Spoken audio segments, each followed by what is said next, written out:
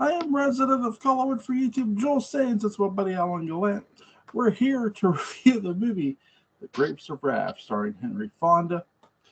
This this movie was directed by the legendary John Ford. It's based on the Grapes of Wrath novel by John Steinbeck. Produced by Daryl F. Zanuck. Produced a lot of films, actually. Cinematography was done by Greg Tollett. Music was done by Alfred Newman. Distributed by 20th Century Fox, who Henry Fonda did not always have the best relationship with. This was released way back when, January 24th, 1940. Budget was 800-000. Box office, this is crazy, 1,591,000. Holy Remember, shit. we're at the tail end. We're at the tail end of the Depression, so that's a huge amount of money. Huge amount of money. It's like 800,000 is nothing to sneeze at either. When you consider that about 30 years later, a guy by the name of Dan Curtis put together a whole film for $750,000, and that's in 1970 money. So the 800,000 is quite a bit of money to invest in a film. I think too, a lot of that's probably on location, because that's what they did. A ton of location filming, all the states leading over from Oklahoma all the way over to California. So yeah, there's not really a lot of studio stuff going on in this movie from a set built standpoint. Yeah, the beginning of it is on a huge sound stage where he's walking around trying to find his way home, and he meets the ex-preacher. He meets Jim Casey, and that's on a sound stage. But most of the rest of it, you're right, it's all pretty primarily on location. I think a few of the ramshackle houses and things like that were probably on sound stages as well. Yeah, the houses were like the camps you see, basically. But a lot of what you see is basically John Ford's MO, or what is going to be his MO of filmmaking, which is location. Absolutely. Yeah, anything that had anything to do with that truck moving, they were on location. Yeah. Yes. What do you think, man? Is John Ford sort of the innovator of basically? Butch asked me this, like, basically, I call it desert porn. But well, he did a lot of that kind of storytelling. There's no doubt about that. Man in the elements, sometimes against the elements. That sort of thing he did. A Treasure of Sierra Madre comes to mind for that kind of a film as well. Some of his latter day films weren't as much like that, but in his prime, he did a lot of those kind of movies. African Queen. You definitely your locale, your environment is a character and creates character for the film. So absolutely, he was that kind of a guy. He was an adventurer. He was a big game hunter, big drinker. He was. He used to party a lot with. He had a cast of people that he liked to use in a lot of his films. Yeah, John Ford is known for just filming amazing scenery, location, and really getting the most out of that location within the frame of the story he's telling. Like in this movie, when they're going through the states, they're telling you the story of the travel from Oklahoma to California. I mean, that's, from a cinematography standpoint, it doesn't get any better than that. No, and they decided to focus more on the so-called family, the Joad family in the movie, where although you still get a lot of metaphorical stuff about the kind of the national situation that was going on at the time, but the novel is even more predisposed to talking about all of those sort of national issues of the Depression and sort of the abuse that some of these pickers were taking at the hands of the the farm owners, the landowners, and so on, that sort of thing. So you get a taste of that in this movie, but it's mostly the experience of that through the eyes of Tom, his mother, and a few of the other characters, few of the friends, the uncle, that sort of thing. So Yeah, you get the one guy's story when Tom Joe comes back from prison about how they did it. They did it. Who did it? And you hear the wind sound effects are really good in this movie. And you hear the wind sort of whistling around, but he goes, "Well, that's what caused it." And he talks about the Dust Bowl. I did not learn about the Dust Bowl until way after this movie. So, and hearing about it and hear about this movie is every bit about agricultural as it is about people. Of course, it's about that collapse of that system that in these tenant farmers that had been on. They didn't own the land, but they'd been on it for generations. Yeah, they didn't. Some said they didn't I'm going to mispronounce words. Irrigate the land properly, basically. Yeah, and a lot of that, of course, is true. They basically they didn't keep the land arable by rotating crops and things like that. They just burned it out, and that definitely is one of the reasons for the Dust Bowl. The other reason there was a climatic change that was happening, droughts all over the Midwest. Yeah, it's what you would see today. Like basically, if the Midwest did not get rain, or like if like let's say again, or proper irrigation. Yeah, proper irrigation, and the wind starts picking up. It picks up the ground and the dust, and it blows. And a lot of people were getting suffocated from the air. It's basically their lungs were suffocated. The dusters did serious damage to people and also to property. Yeah. I mean, the homes, when you see I like how they built the homes here, because the homes are built like something, again, like basically looked like a weather storm hit them. It looked like their homes looked like they have been hit probably a number of times by the time we come to the story. Because he's been in prison when all this stuff started. Yep. While he was in prison, he got no news because nobody in his family could really read or write very well. So he mentions that. He says they're not letter writers at one point, when Jim Casey asks him about, didn't you hear? He says, nah, my family aren't letter writers. So that's because they can't read or write very well. It gives and it does a good job of giving that illusion of here's somebody who did not know what was going on in them because they were in prison.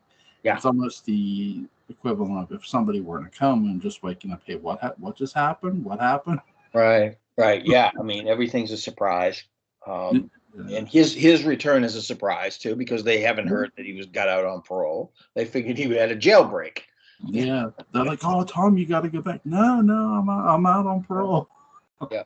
But it's that, and of course, in that era, communication was not the easiest thing in the world to have, and they probably couldn't afford a radio, even. I mean, you never see a radio. No, and that was pretty common in those days. People would have a radio or whatnot. I think sorry, go ahead. Yeah, no, that was pretty much it. Everybody sort of depended on themselves, and they were in their own little bubble.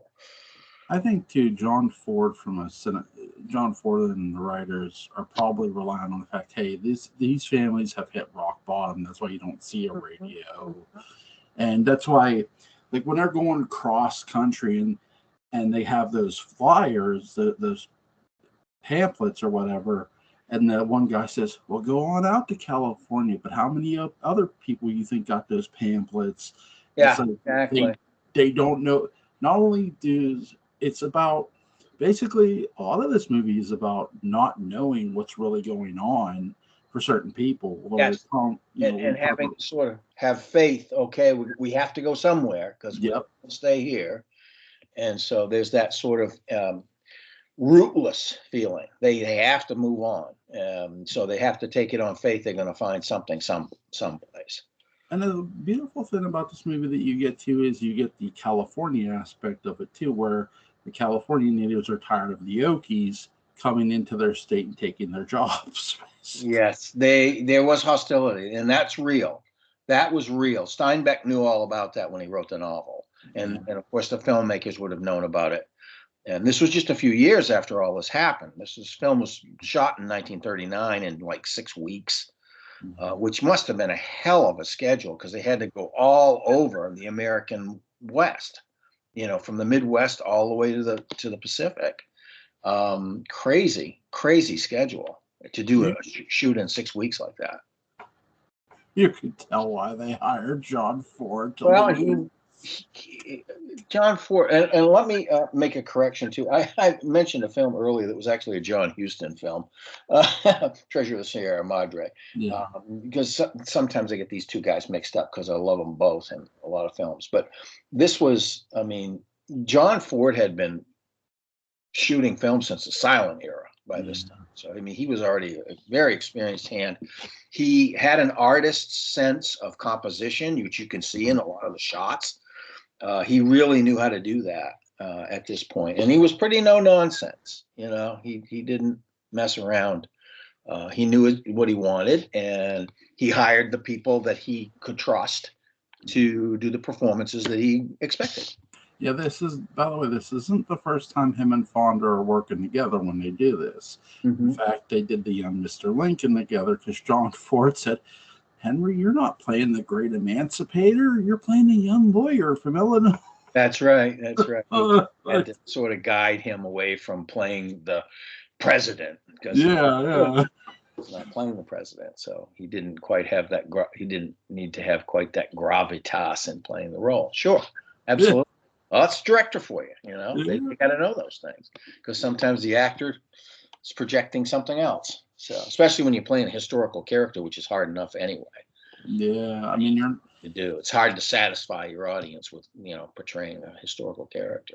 Yeah, you're going into somebody that's historically significant and known, and you're like, well, I gotta play the guy the great emancipator. Yeah. And Ford just eased his mind. Like, no, that's not what we're doing here. Playing a lawyer from Springfield, Illinois. Yeah. And it was small. Who has absolutely zero hopes of ever becoming president. He only served one term in Congress.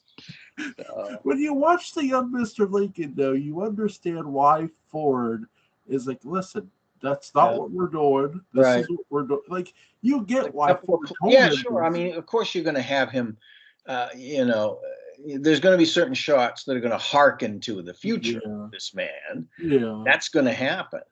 But it's, you don't want to kind of beat that issue with a dead, like a dead horse either, I think the best job they do is where Fonda is playing Lincoln and he's searching for the truth of it all during the trial. When he actually goes to where the events happen and he's walking around looking at the Farmer's Almanac.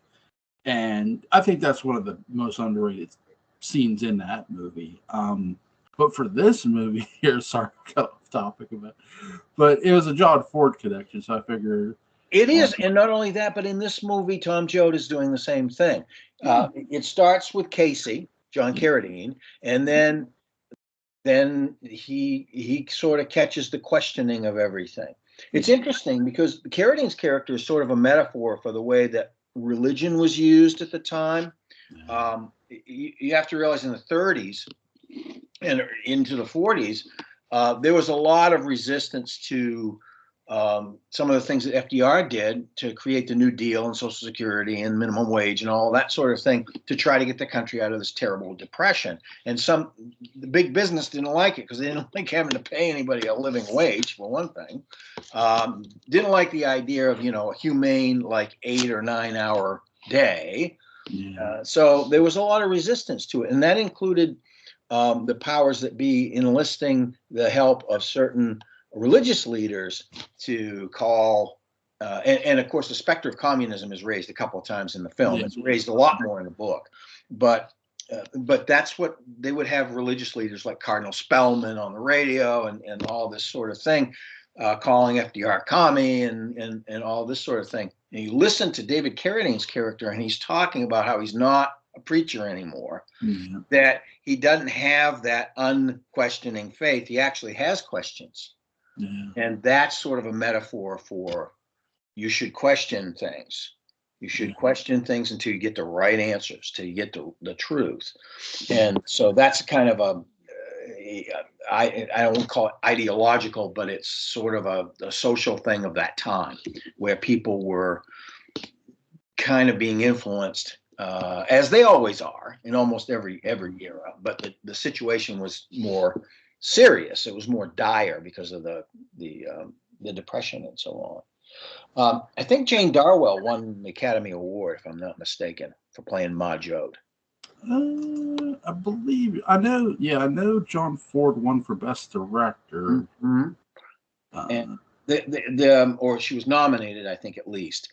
And also the guy that wrote the screenplay, trying to find his name, but anyway, he was the husband of the woman that played Rosa Sharon. I'm gonna push Nunley Johnson. Yes, Nunley Johnson. That's it. Yeah, he was the guy. He was nominated for an Academy Award for the screenplay. Yeah, really, hell of a script. Yes, he did do a good job with the screenplay of this. Because you're with a book, and I've talked about this with friends of mine too, other friends of mine. That is a book always going to be better than a movie? Yeah, 99.9% of the time. Yeah. But this is right up there. I mean, this is good. Yeah. They did reinterpret some things because it's a movie and it's only 2 hours long, so you have to go certain ways, and also you have a different audience than you do a reading audience. So. But yeah, it's I'm sure it sold a lot of books. Let's put it that way. I think Steinbeck probably made a lot of money in book sales after this movie came out. He probably, even more than he already had sold. Yes, because he was a popular author at this point in time, and remained so up to the 60s when he passed away in the late 60s. So what do you think of young Henry Fonda here, Alan? He's great. He's about 34 years old here. Yeah. He's fantastic. I think he plays the simplicity but the dignity of the character. You know, this guy's a country guy. He's from hard scrabble family, not a lot of education, but he has an intellect. He's intelligent, and he got into trouble. And he's kind of hardened a little bit by that, but not too much. Like, you know, his ma asks him, "Were you made mean? Did they make you mean in prison?" You know, and all that stuff. And he says, "No, not really." The reason that he was in prison is because a guy tried to shiv him, and he killed him in a fight. Yeah. So it's not like he was this evil, criminal running around. He was not that at all, but he knew how to defend himself. And the same thing happens towards the end of the movie when he defends himself against these guys with baseball bats, basically. Yeah, definitely. But bats are like wooden, like axe handles almost. Yeah, axe handles. It's hard to tell. Like that's the one. Like when they shoot it, the night scenes are really like well done because it's hard to make out what it is. Yeah, you just sort of get the idea of the moonlight and so on, or the flashlights. They're the only light there. So yeah, and I mean, great job by the lighting department because that's what they were probably going for. Oh, absolutely. You know, we got to have this era of suspense here. Okay, let's do suspense and chaos and terror and everything else. Yeah, all going on. The dark that's the place for all of those things. So. That's the one thing I've always said. Just because there's not a horror movie going on doesn't mean those elements aren't there. They certainly are in a couple of places in this movie because you got a lot of dangerous situations because there is a cruelty element against these itinerant workers, and they're going to use them up if they can and not pay them very much money. So there's a tension that's always there, and so violence can happen, and of course it breaks out in a couple of places. So yeah, you always hear tales of like cheap labor. I mean, that's something like when I was growing up, people would say, don't get roped into cheap labor." Right. And these people had little choice because they had no, they had, some of them hadn't eaten in days. They're coming into these places to pick peaches or whatever. Uh, Notice they don't ever show them really picking the peaches. They only show the regimentation and the menace of the farm hands that are trying to keep these people in line. And so that's again, that's the experience that John Ford wanted the audience to have, what this alienating poverty and people taking advantage of it and so on. So it's the effect on the people. Yeah, and you see that throughout the movie too, which is a really great job by John Ford and the way he shot the people. And really the actors selling the fact before they go into the camp, they see a lot of their own people from Oklahoma outside the gate. And it's some of these people they're our own people, and they're turning them away. Yeah. And it's like, what's going on? So right. It gives that sort of suggestion, hey, again, not everything is as you think it is. Right. And you're right, they don't show him picking the peaches. I do love how they show him digging the ditch later on. Well, that's a setup for some good times in terms of where they're going to end up living. But yeah, that first camp is just total squalor. It's it's just nasty. They have to clean out the cabin. It's got full of trash and stuff, and it's like this is and this was what it was like. John Ford sent private detectives out to Oklahoma and California to confirm that these kind of conditions actually existed, so that he wasn't going to get criticized by people saying, you're just anti-business or whatever, you're a commie, because a lot of that stuff was still going on until World War II started, and then they kind of took a break from it.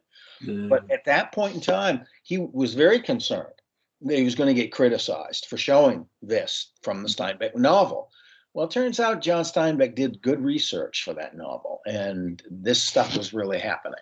So he felt comfortable portraying it that way.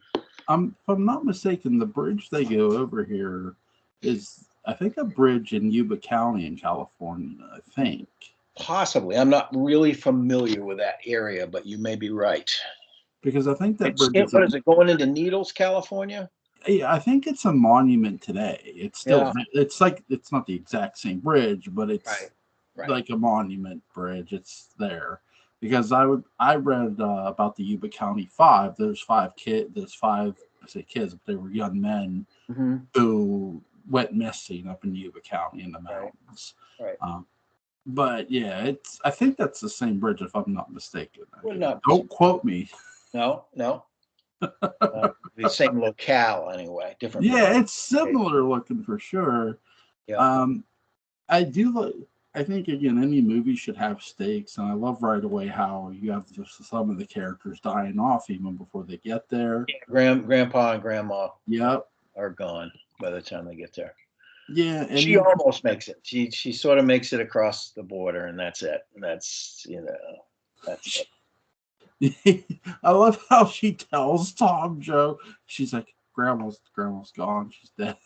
She was dead last night, but I didn't want to let them, because she didn't want them to not feel sorry for them and let them go on. So she just pretended she was still alive, but she was really sick. Oh, I think they would have thought about this at that point in time too. Was if they would have known she's dead, they would have said, "Well, did she die from disease or something?" Right. So they didn't. She didn't want that. She didn't want anybody to stop them from getting through. Yeah. That was a big deal. That was her thing, is to make sure the family stays together until they get to California. What's your favorite John Ford movie? Oh my God, there are so freaking many. Yeah, there. This has got to be at the top of the list. This movie is among the first 25 movies that were set aside by the Library of Congress for cultural and historical significance in American film. So this is, I would have to say, I really appreciate this film. But there are a great many Westerns that he did later on that are fabulous too. I mean, he elevated the Western from sort of cheesy stuff to an art form, and which was very much the way we think of westerns now. Of course, we have anti-westerns on top of that now with Clint Eastwood stuff, but the classic American western is really, John Ford had a lot to do with it. Yeah, he absolutely did. I would say Fort Apache is really good as a western. I own The Searchers, so yeah, definitely. Yeah, The Searchers is probably one of the all-time great ones, especially from that era. And of course, it's John Ford and John Wayne, which is classic team up. They made a lot of movies together. I don't know if you know this or not, but John Ford was born in my home state. He was born in Cape Elizabeth, Maine. Cool. That's awesome. Yeah. He served in the Navy too. He did. Yeah. He was active duty during World War II, and then was in the reserves up until like 2 years after I was born. So they kept him on reserve because he was an officer. So yeah, I know when him and Fonda did the movie Mr. Roberts together, they got into a bit of a fight over it. Over the Navy stuff. Yeah. Doubt it. Yeah, I would not doubt it. It's like, and that's the thing when you listen to like interviews. Oh, was it James Stewart was doing an interview way later in his life, and he's like, John Wayne used to make me and John Wayne are great friends, and so is Henry. And he goes, and John used to joke to me about, because I never got picked on by John Ford because I always did what he said, and he goes, you're not a part of the club, James. Well, the one club he was a part of was the military club. Yeah, John, because he flew combat missions. James Stewart did. So I think that Ford respected that, and he wouldn't needle him with anything. If he got mad at John Wayne, he would sometimes needle him about not service. And he end up getting in a fight, and then they like shake hands and come back out and be friends again. But when they were doing The Man Who Shot Liberty Valance, James Stewart made a comment on how Pompey was dressed. The character of Pompey was dressed. He's like, that doesn't look right, And that's when John Ford did get mad at him for saying that. And John Wayne said, "Welcome to the club." Yeah, I can understand that.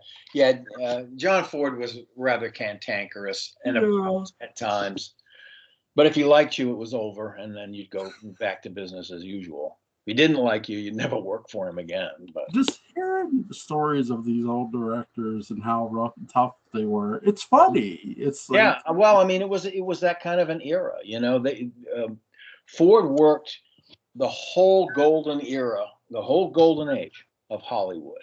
Yeah. From silent films all the way up until like the 1950s, he was a prominent filmmaker, particularly after talkies and Stagecoach and all the westerns and stuff started out, and all this other stuff as well. But he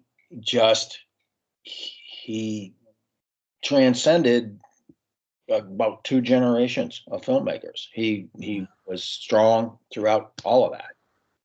So, and John Huston was kind of that way too, although he wasn't as old as Ford. Well, but Huston also kept directing and acting up into the 1980s. So John Huston, Walter Huston, Angelica Huston. Yeah, that's film royalty, no doubt. No doubt. The Hustons, I think, are the oldest. And then there's Danny Huston, who is also Angelica's younger brother. Yeah, the Hustons and Barrymores are the oldest families in Hollywood. I think, the two oldest. There was another Huston that was in Boardwalk Empire too. He's like a nephew to one of them. Yeah. Or a cousin or something, but he's also directly related to John Huston. And, I can't remember his first name right now, but he does a lot of work too. So yeah, they got a lot of irons in the Hollywood fire, so to speak. I've always thought Walter Huston played the devil really well. Devil and Daniel Webster. Yeah, absolutely. That's what Humbert Allen Estrada was referring to in that interview that he did with Ron Berry back in 1968. when he said, "I play the Walter Houston part." Yeah. So, I heard that. I heard him say that. I just cracked saw because I had watched that movie before I had ever watched DS, and I'm just like, okay, I get that reference. yeah, Like, yeah, absolutely. oh my God. He says, "I play the Walter Houston part." This 007 of the underworld in charge of the territory east of the Rockies. It's pretty good. I have a feeling that he was a pretty sharp guy.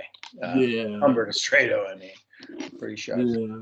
Yeah, I mean, he definitely knew his stuff for sure. I mean, really, you could tell he was really smart at how he played his characters, and he wasn't like he was serious as an actor, but he wasn't so serious. You know what I mean? That he Yeah, no, too seriously. probably be a good time. Yeah. Yeah. What's some when they're shooting this? Like, what's some of your favorite memories of this movie? Well, the last half hour of the movie has really always been kind of burned into my mind because this is where you get the ideology of humanity. You get it in first of all, you get it in Tom's speech when he's leaving, and all of these significant moments, or a lot of them, happen at night in this movie too. And this one happens. He's getting ready to sneak out of the camp because he figures they've discovered he's there, and they're going to try to arrest him again for killing that guy in self-defense. And he talks about not knowing exactly these thoughts that are in his head, but he's questioning things and he wants answers to them. And he wants answers to the injustice and why people are suffering. And he wants answers to these questions. These are theological questions, you know. And then he has this whole thing where he says, and wherever somebody's getting beat, wherever a worker's getting beat up, I'll be there. I'll be basically saying I'll be there. I'm part of the great soul, which he talked about. Casey talking about that we're all part of one great soul. So that speech, and then Ma Jode's speech at the end when she talks about we're the people. Yeah. So those are the two biggest moments. I mean, obviously, there's a lot of great moments in there. That scene in the tent where just before the company people come down to roust him and beat him up. Yeah. Where Casey, again, it's Casey, and he's talking about they're the strike and all that sort of thing. That's a really great scene as well, because that's a scene that turns Tom's thinking. He's already questioning things, but that turns his thinking. Yeah. Casey I would say, is the catalyst for a lot of the things that happen in the second half of this movie, really. Yeah. The questions of humanity, the questions of justice, the questions of equality, the theological questions about why are we here, all of those things come out of him first. Yeah, I mean, before Tom Job, yeah. And I think that was smart, because it had been if you do it with Tom Job like early in the movie, it feels forced. Yeah, he needs an influence there. Yeah, and hey, who better than your preacher that you knew? Ex-preacher. I mean, it is important that he's an ex-preacher, because he talks about that constantly, about why he's an ex-preacher. So, because he doesn't have the absolute confidence in everything, that a preacher should have. So it's like, which actually makes him a better human being, I think, ultimately. Yeah. Every time he says that, like, yeah, we know you're not, you're not part of that anymore. Yeah. But yeah. Some of my favorite things about this movie are the stages the characters get to go through. Not just Tom Job, but his niece, who is pregnant. Her husband leaves her. Yeah. Yeah, you have his mom die, his grandparents die, or one of them dies. Both of them die. On the way there, like the grandpa dies first, and I like how the symbolism too. When you see him clench in his dying act a piece of dirt, a piece of land, basically, and then the grandmother dies, and they do a really good job. Like, the actress does a really good job of holding still with her eyes like open, Yeah, it's technical achievement. It's not easy to do, and they probably, had several takes, so she had to put up with laying there for a while. We're going to shine this in your face. It's one of those. It's one of those things that actors are called upon to do that are difficult, seem artificial, but you have to find a reason around it and make it work. Yeah, and all those things that they go through, and then the camps themselves, the set designs for the camps, they look gritty, they look dirty. They did a good job of painting that picture of basically some of the camps they were in felt like a prison almost. Yeah. Well, that was the idea, is to keep everybody sort of cowed and compliant, and take you 2.5 cents a bucket, and that whole thing. So that was part of the cruelty and injustice of that, what Steinbeck was really all about in the novel. That comes through in the scenes. Now, have you ever read the Halloween novel? I have not. Well, I'll say this, because all the Halloween novels came out after the movie, so it's not like the novels inspired the movies. Right. They were more written as a response to read. Sure, like all the Star Trek novels were written. Yeah. Going on. So if you go by the first novel, it explains that Michael was the spirit, basically the spirit of Sam Hain entered Michael Myers. Okay. And I think, like, here's the thing, when you hear John Carpenter's description of Michael, he's like the wind, he's like the devil. Yeah, that fits. That fits. Yeah, right. There's something definitely more than, they pretty much underscore the fact that there is something unnatural, supernatural about this guy, and possession would definitely explain a lot of it. Definitely would do that. There's something wrong with that town too. Well, again, there you go. You get the theory that an entire town can be accursed. We talk about that when we talk about Dark Shadows. Collins seems to have a hell mouth near it or something, because it attracts all this weird stuff constantly. And plus, you have this overbearing curse, which we find out later was thrown at the family back in the 1600s. But it's all about the circumstance, what makes sense, and these things do typically unfold, especially when you have so much story to sift through. Either with Dark Shadows or with the Halloween series, you got a lot of story to sift through. Yeah, when you have a small fishing town, and strange shit's going on in it, like in Dark Shadows, there's something wrong. Kind of a weird magnet for, ghosts and demons and stuff. Yeah. Yeah. Like, I know people with Ouija boards, and it's like, oh, that's cool. Yeah. Oh my god. What do you give this?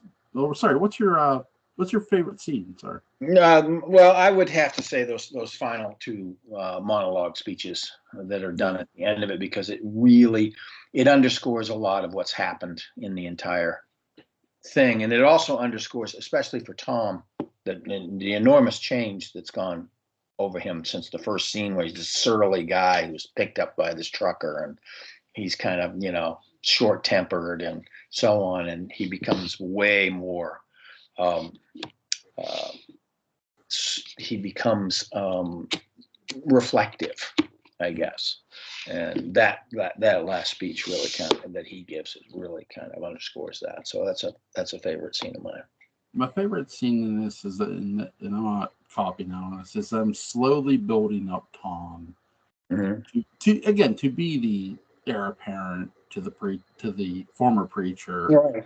And again, he is inspired by Casey, but even before he runs into Casey, he knows he's been in prison. He's not looking for a problem. No. And he's just looking to go home. And you're going to get movies that are similar to this in the sense of coming home, like movies like Rambo where it's like, Sure. hey, I'm just coming back from somewhere, like I just want Right. to get home. But again, things go wrong. And things go wrong for Tom Job and his entire family, because it's not just him and his entire family; it's the Yeah. farmers of Oklahoma. He has a certain strength, though. He's not aimless. He has a strength, and he has a pull to his family, and he stays with his family as long as he possibly can. Yeah, I mean, he starts out in search of them, and what I mean. And then when he finds them, you're right, he sticks with them. Like he's there. If none of that stuff had happened where he gets hit and stuff, like he's staying with them. Right. But again, he was listening to Casey and what he was saying, and Casey is a great catalyst. Yeah. For a lot of it, they do a really good job of transitioning from Casey to Tom, because they did a good job of building Henry's character throughout the film. And it was really smart. I mean, John Ford knew what he was doing. So did Fonda. Indeed. And in casting those people too, because it's interesting, because it's clear that Carradine understood the character of Casey, even though he was questioning and doubting, and he was no longer a preacher. He was probably had developed a spirituality that was superior to that he had when he was a performer as a preacher, because he talks about all these performances he did, and hanging from the rafters and doing all this stuff to impress the flock. And he's much more spiritual now. He's quieter, probably, than he was, but that sometimes comes with that. So, speaking of one of the oldest families, the Carradines, yeah. Mm-hmm. They also, yes, absolutely. What, three brothers? Yeah, three brothers and the father. Yep. And two of the brothers are still working. Yeah, I mean, holy shit. Let's see. Favorite character. Actually, I really enjoyed Tom Joad's character, but a close second is Casey for me. And then Ma would be third. Ma was a very important character in this as well. I always had Ma first and Tom second, but I think the atmosphere is one of the best characters. Oh, absolutely. Absolutely. The cinematography, the locales, the whole thing. Talked about it. I love how they go through Arizona, and it is Arizona. Arizona, yeah. That ain't a set, son. That ain't a set. Yeah. If Dan, here's one for you. We'll talk about Dan Curtis a bit before we go. Mm-hmm. If Dan Curtis would have stayed in horror, never didn't do Winds of War, what do you think his next project would have been? What's something you would have liked to see him do? Wow. Well, let's see. He did Frankenstein. He did Dracula. He did Mr. Hyde. He did the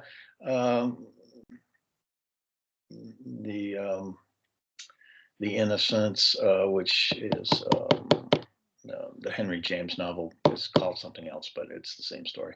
God, and then he did all of those sort of anthology things. Trilogy of Terror and all that. I think probably it would have been interesting to see him direct and work with somebody like Richard Matheson, who you love to work with as a screenwriter, and do a Stephen King. Yeah. Yeah. That would have been interesting, I think. I think considering the 80s was a different kind of style of horror, and he could have got away with a lot more too. Mm-hmm. Because the 70s built what the 80s would be. The 70s doesn't get enough credit for its. It doesn't, because the tech wasn't quite there. Yeah. The 80s, they really had quantum leap in makeup technology and special effects. I would have loved. Let's say, I know Cat People gets remade in the 80s, so I would have loved to see him in the 80s tackle the Mummy, because that would have been something. Yeah. I know he did Dracula. I get he did Frankenstein. I get he did Dr. Jekyll and Mr. Hyde. Why not do the Mummy, right? Yeah, why not do the Mummy? Yeah. That's something he didn't get to do. And you would think that again, I get he wanted to get away from horror. I don't blame Well, him. he spent 10 years on Winds of War and War and Remembrance. So that was kind of, by the time he was done with that, it's like, what do I do now? It's just like, you know. That's what's weird too, because in the '90s when they did The Mummy, I'm thinking, well, I wonder if Dan Curtis ever threw his name in that hat. I don't know. Well, I mean, that screenplay ended up being something of a comedic romp as well as being, you know, an adventure. It was very more of an adventure than a horror movie. Yeah. It had horror elements, of course. It had to, because you're dealing with a guy who's been dead for 3,500 years or whatever. But yeah, I think probably his version of something like that would have gone back and been more serious, like the Universal thing, you know, where you have Cars resurrected and trying to get a bride and all this sort of thing. I think that would have been right up his alley. Yeah, you think so too? Monster Wants a Bride. Yeah, he'd be into that. Yeah, we definitely Monster Bride. I think we would have definitely seen The Mummy before we saw it in what was it, The Monster Squad? Yeah, you know what I mean.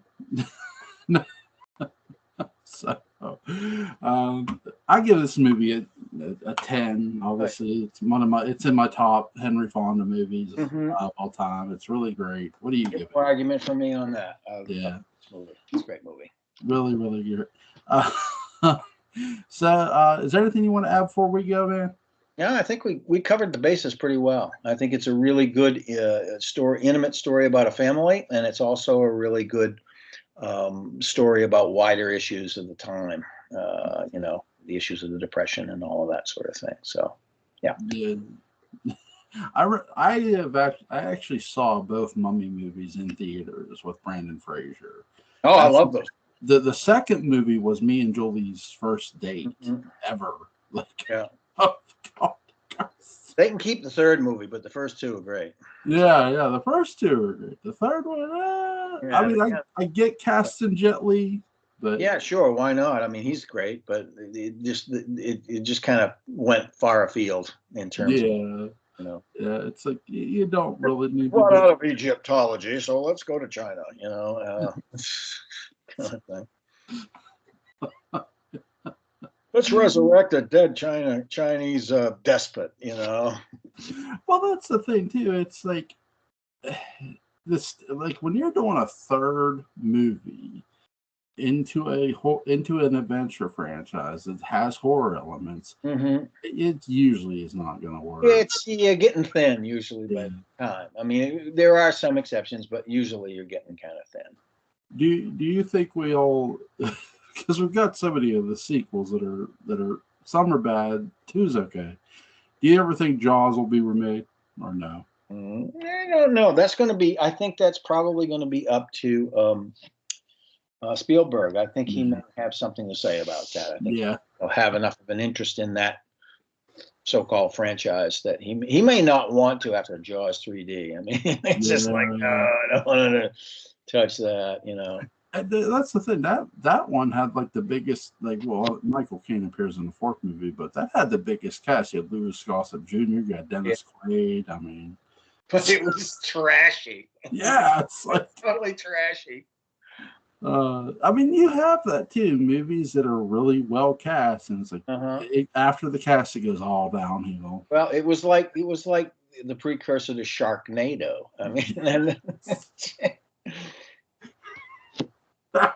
like, yeah, there are how many celebrity deaths in Sharknado in each of them, and it's just like, my God, I saw the one guy from Stargate SG-1 that played Tilk. He got killed in one of them. I'm like, what?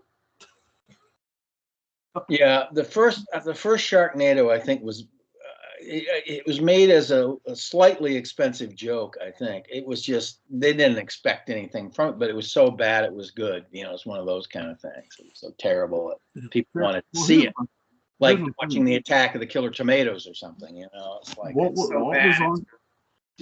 on TV that was so good? Not much. So no, it's true. That's a good argument for Sharknado. I guess as good as any.